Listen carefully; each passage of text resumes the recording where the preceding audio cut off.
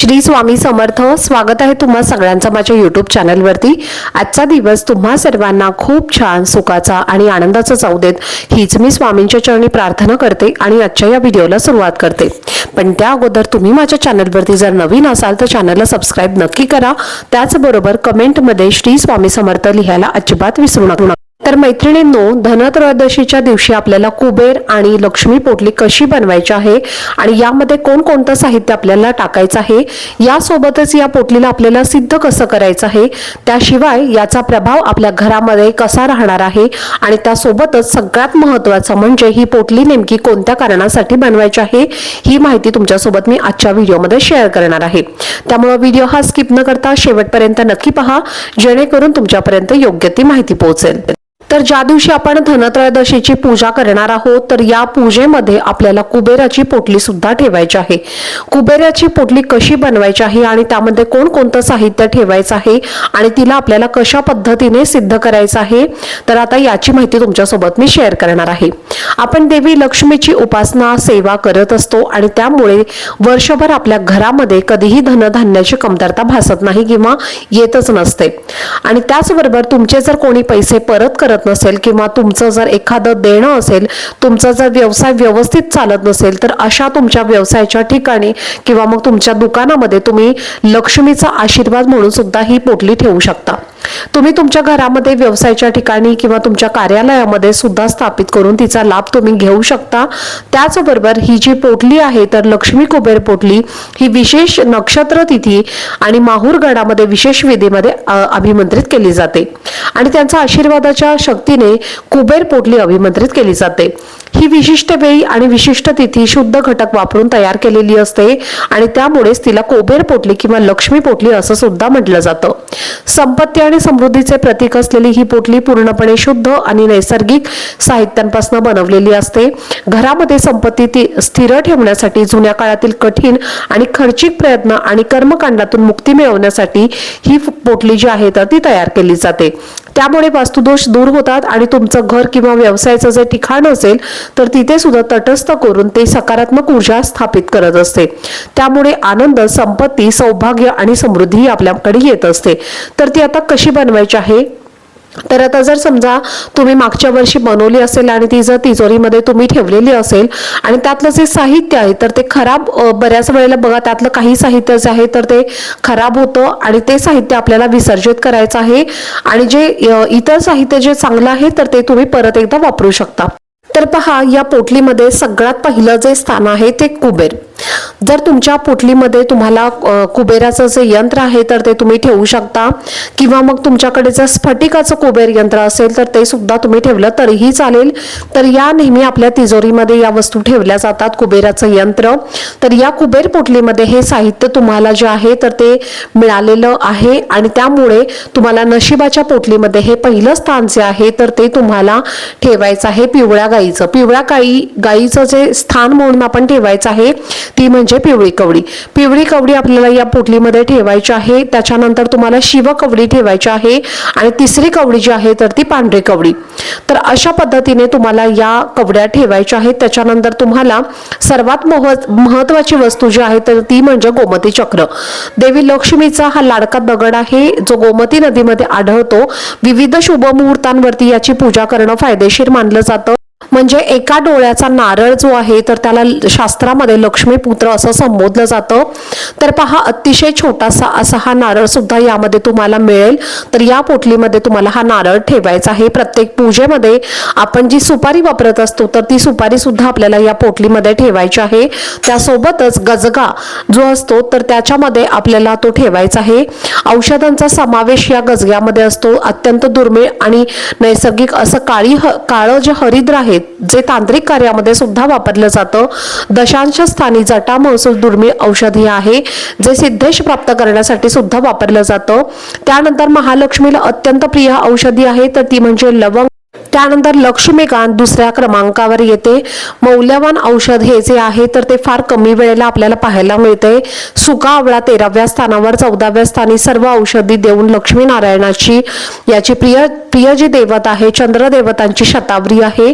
आणि 15व्या स्थानी त्रिचर म्हणजेच पांढरे, काळे आणि लाल मिरचीच्या बिया या आहेत. आणि 16व्या स्थानावर ज्वारी बोकरा म्हणजेच खूपच आणि उगवलेल्या ज्वारीच्या मुळापाशी या असतात. तर अतिशय भाग्यवान अशी ही पोटली आपल्याला धनत्रयोदशीच्या दिवशी म्हणजे धनत्रयोदशीच्या दिवशी आपल्याला सिद्ध करायची असते. आणि नशिबाच्या या आपल्याला पोटलीमध्ये या 27 वस्तू खूप चक्रातील म्हणजे 27 नक्षत्र आणि 9 ग्रहांना संबोधित करतात. आणि ही पोटली या शुभ मुहूर्तावरती घरातल्या पूजेच्या ठिकाणी किंवा ईशान्य कोपरेला किंवा ईशान्य दिशेला किंवा लक्ष्मीच्या वायव्य दिशेला ठेवणं अतिशय शुभ मानलं जातं. धनत्रयोदशीच्या दिवशी याची प्रतिस्थापना केल्याने आपल्या घरामध्ये लक्ष्मी अखंड वास करते, वास्तुदोषापासून मुक्ती मिळते, धनाची देवी स्थिर राहते. शरद पौर्णिमा त्याचबरोबर आपली जी अक्षय तृतीया असते, दीपावली किंवा आर्थिक पौर्णिमा जी आहे तर त्यावेळेला पोटली आपल्या घरामध्ये किंवा घटस्थापनेच्या वेळी सुद्धा ठेवल्यामुळे आपल्या घरामध्ये दीर्घकाळ संपत्ती टिकते. अशुद्धी जी आहे तर ती आपल्या घरातनं दूर होते, अलक्ष्मी आपल्या घरातनं दूर होते. त्याचबरोबर घरामध्ये अन्न, सोने, दागिने यांच्यामध्ये सुद्धा वाढ होत असते. आणि त्यामुळे आपल्याला बरेचसे ही जी पोटली आहे कुबेर पोटली ती आपल्या घरामध्ये ठेवायची असते. आता यामध्ये जे साहित्य आहे तर ते बऱ्याच वेळेला पहा खराब होऊ शकतं. वर्षभर साहित्य आपण कुबेराच्या पोटलीच्या स्वरूपामध्ये आपण हे आपल्या घरामध्ये ठेवत असतो. वर्षभर साहित्य आपण पोटलीच्या स्वरूपामध्ये कुबेराच्या स्वरूपामध्ये आपण आपल्या तिजोरीमध्ये ठेवत असतो. यातलं जे बरंचसं साहित्य आहे तर त्या साहित्य किंवा त्यातल्या काही वस्तू ज्या आहेत तर त्या खराब सुद्धा होऊ शकतात. जसं की लवंग असेल, विलायची असेल तर हे साहित्य खराब होऊ शकतं. तर यामधलं जे आपण काही साहित्य वापरलेलं आहे तर हे सर्व साहित्य आपल्याला संपूर्णपणे एकत्रितपणे पूजेच्या साहित्याच्या दुकानामध्ये मिळते. तर ह्यातलं जे काही साहित्य आहे तर ते अगदी तांत्रिक साहित्यांमध्ये सुद्धा याचा वापर होतो आणि त्यामुळे आपल्या घरावरती कुठल्याही वाईट शक्तींचा प्रादुर्भाव होत नाही. त्यानंतर सगळ्यात महत्त्वाचं म्हणजे आता हे साहित्य किंवा हे जे कुबेर पोटली आहे तर ते तुम्हाला कुठं मिळेल, तर तुम्हाला ज्या ठिकाणी देवाचं साहित्य मिळतं तर तिथे तुम्हाला अगदी इझिली मिळून जाईल किंवा मग तुम्ही ऑनलाईन सुद्धा ही पोटली मागवू शकता. पण जेव्हा तुम्ही दुकानामध्ये जाऊन खात्रीशीररित्या हे साहित्य खरेदी करतात तर त्याचा प्रभाव सुद्धा तुमच्या घरामध्ये त्या पोटलीच्या स्वरूपात राहतो. ऑनलाईन जर तुम्ही ही पोटली विकत घेतली किंवा मागवली तर त्यामध्ये साहित्य जे आहे तर ते खराब सुद्धा असू शकतं किंवा बऱ्याच वेळेला त्यातलं एखादं साहित्य कमी सुद्धा असू शकतं. त्यामुळे तुम्ही एखाद्या दुकानामध्ये जा आणि तिथूनच तुम्ही साहित्य व्यवस्थित पाहून ही पोटली जी आहे तर ती खरेदी करून आणा. या व्यतिरिक्त धनाला आकर्षित करण्यासाठी पिवळ्या रंगाचे 5 हळकुंड सुद्धा या पोटलीमध्ये असतात. हळद जी आहे तर ती धनाला आकर्षित करत असते आणि त्याचमुळे आपल्याला 5 लेकरूवाळे म्हणजे हळकुंड जे आहे तर ती आपल्याला या पोटलीमध्ये ठेवायची असतात. तर कुबेर पोटली जी आहे तर ती तुम्हाला कोणत्याही पूजेच्या साहित्याच्या दुकानामध्ये मिळेल. तर तुम्हाला तशाच पद्धतीने हे साहित्याच्या दुकानातनं जाऊन घेऊन यायची आहे आणि वर्षभर तुम्हाला ही पोटली तुम्हाला तुमच्या तिजोरीमध्ये ठेवायची आहे. वर्षभर ठेवल्यामुळे बरंचसं सामान यातलं खराब सुद्धा होऊ शकतं. तर तुम्हाला काय करायचं आहे, ज्यातलं म्हणजे जर तुम्ही आता मागच्या वर्षी ही पोटली ठेवलेली असेल तर त्यातलं जर काही साहित्य खराब झालं असेल तर ते साहित्य तुम्हाला विसर्जित करायचं आहे आणि चांगलं सुस्थितीत जे साहित्य आहे तर त्याचा तुम्ही वापर परत एकदा करू शकता. जसं की यातल्या ज्या कवड्या आहेत म्हणजे शिव कवडी झाली, पांढरी कवडी झाली, कुबेर कवडी झाली, त्याचबरोबर कुबेर यंत्र झालं, नारळ, सुपारी, ज्या काही औषधी वनस्पती आहेत तर त्या तुमच्या जर खराब झाल्या असतील तर त्याचं तुम्हाला विसर्जन करायचं आहे. पण ज्या काही कवड्या आहेत तर त्या मात्र तुम्ही वापरू शकता. त्याचबरोबर कुबेर यंत्र सुद्धा तुम्ही परत एकदा वापरू शकतात. आणि जर तुम्ही पहिल्यांदा स्थापना करणार असाल तर मग तुम्ही हे सर्व साहित्य नवीन आणलं तरीही चालेल. त्यानंतर तुम्हाला सगळ्यात महत्त्वाचं म्हणजे ही पोटली जी आहे तर ती तुम्हाला तयार करून घ्यायची आहे. ज्या वेळेस धनत्रयोदशीची तुम्ही पूजा म्हणणार आहात तर त्याच्या सोबतच तुम्हाला ही पोटली जी आहे तर ती तुम्हाला ठेवायची आहे. पूजा झाल्यानंतर दुसऱ्या दिवशी तुम्हाला ही उचलून तुमच्या तिजोरीमध्ये ठेवायची आहे आणि पूजेमध्ये मात्र तुम्हाला उघडी करून ती पोटली ठेवायची आहे. म्हणजे एखादा पिवळ्या रंगाचं कापड घ्यायचं आहे आणि त्याच्यावरती तुम्हाला या ज्या पोटलीतल्या ज्या सर्व साहित्य आहे किंवा ह्या ज्या वस्तू आहेत तर त्या संपूर्ण तुम्हाला उघड्या करून ठेवायच्या आहेत आणि दुसऱ्या दिवशी मात्र तुम्हाला ती बांधून ती पोटली तयार करून तुम्हाला तुमच्या तिजोरीमध्ये ठेवायची आहे. तर ही पोटली आपण आपल्या तिजोरीमध्ये ठेवल्यामुळे देवी लक्ष्मी, भगवान कुबेर यांचे आशीर्वाद आपल्यावरती राहतात. आणि हे सर्व साहित्य आपल्याला म्हणजे हळदी कुंकू वगैरे टाकून घ्यायचं आहे. त्यानंतर आपल्याला या पोटलीला आपल्याला सिद्ध करायचं आहे किंवा वस्तूनं आपल्याला याला सिद्ध करायचं आहे. पूजा विधी झाल्यानंतर एखाद्या पिवळ्या रंगाचा कपडा घ्यायचा आहे किंवा मग तुम्ही पिवळ्या रंगाचा एखादा पाऊच जर मिळाला तर तो सुद्धा तुम्ही घेऊ शकता. आणि त्याच्यामध्ये तुम्ही किंवा बटवा सुद्धा पिवळ्या रंगाचा मिळाला तरी ते सुद्धा तुम्ही वापरू शकता. आणि त्याच्यामध्ये या सर्व वस्तू तुम्हाला ठेवायच्या आहेत. पिवळ्या रंगाचं कापड किंवा पिवळ्या रंगाचं जो बटवा आहे किंवा तुम्ही जे काही पोटलीसाठी वापरणार आहात तर ते तुम्हाला पिवळ्या रंगाचाच वापरायचं आहे, कारण लक्ष्मीला अतिशय प्रिय असा हा पिवळा रंग आहे. त्याचबरोबर भगवान विष्णूंना सुद्धा अतिशय प्रिय असा पिवळा रंग आहे.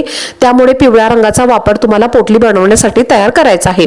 त्यानंतर हे सर्व साहित्य तुम्हाला काय करायचं आहे तर हे सर्व साहित्य तुम्हाला त्या पिवळ्या रंगाच्या पोटलीमध्ये ठेवायचे आहे. त्यानंतर तुम्हाला धूप लावायचं आहे आणि धूप लावल्यानंतर त्याच्यावरती तुम्हाला तुमच्या हातामध्ये ही पोटली पकडायची आहे आणि त्यानंतर तुम्हाला त्याच्यावरती सेवा करायची आहे. तर सर्वप्रथम तुम्हाला कुबेराचा मंत्र 16 वेळेला म्हणायचा आहे. ओम वैष्णवाय स्वाहा, ओम श्रीम ओम ह्रीम श्रीम ह्रीम क्लीम ओम श्रीम क्लीम श्री वित्तेश्वराय नमः हा मंत्र तुम्हाला म्हणायचा आहे. त्यानंतर तुम्हाला विष्णू गायत्री मंत्र 16 वेळेला म्हणायचा आहे.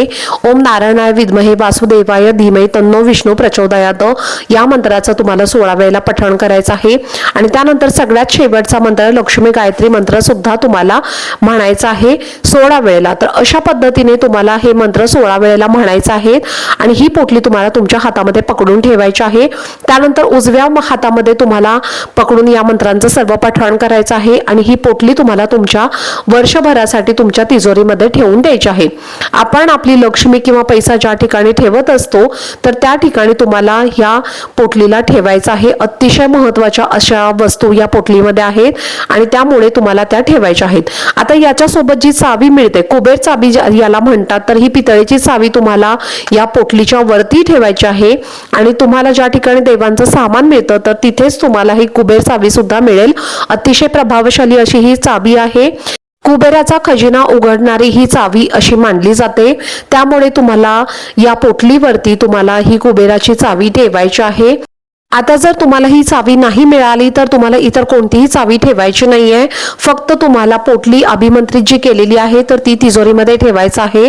तिचा सुद्धा तेवढाच प्रभाव आपल्या घरावरती राहणार आहे. त्यामुळे तुमच्या घरावरती धनवर्षाव होईल, समृद्धीचा वर्षाव होईल आणि साक्षात शिव, कुबेर आणि देवी लक्ष्मीचा आशीर्वाद आपल्याला प्राप्त होईल. तर चला, झालेली सेवा ही मी स्वामी महाराजांच्या चरणी अर्पण करते. आजचा व्हिडिओ जर तुम्हाला आवडला असेल तर व्हिडिओला जास्तीत जास्त लाईक, शेअर आणि चॅनलला सबस्क्राईब नक्की करा. भेटूया पुढच्या व्हिडिओमध्ये. तोपर्यंत सर्वांना श्री स्वामी समर्थ.